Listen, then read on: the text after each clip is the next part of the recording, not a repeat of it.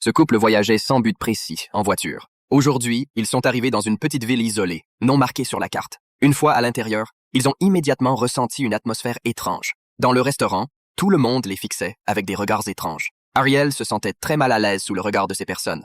Mais Evans pensait que c'était normal, étant donné qu'un visage inconnu venait d'apparaître dans la ville. Bientôt, ils ont mangé leur déjeuner sans incident. Cependant, au moment de partir, ils se sont rendus compte que leur voiture ne démarrait pas. Un vieil homme, d'un air sombre, s'est alors approché d'eux. Il s'est présenté comme un employé de l'atelier de réparation voisin et leur a proposé d'examiner gratuitement leur voiture pour voir d'où venait le problème.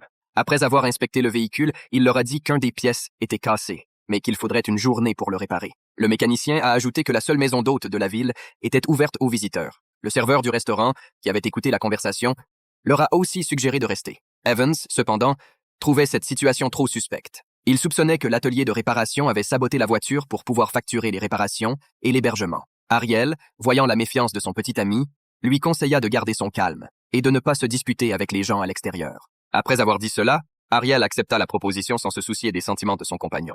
En voyant cela, Evans décida de ne plus insister et suivit les conseils de sa petite amie. Dès qu'ils entrèrent dans la maison d'hôte, un terrible cauchemar commença.